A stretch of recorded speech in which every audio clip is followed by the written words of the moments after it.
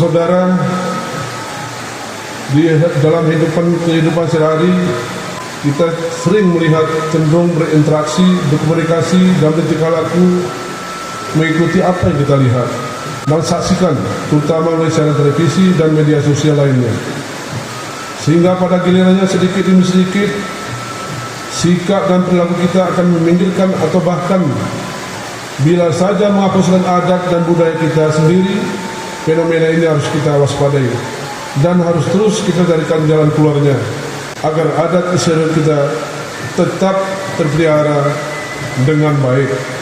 Oleh karenanya melalui ajang lomba melengkan, menyerahkan peli dan menerima peli sekecamatan Bebasan ini merupakan suatu momentum yang tepat dan harus terus dipertahankan sebagai upaya untuk melestarikan adat istiadat dan budaya Gayo.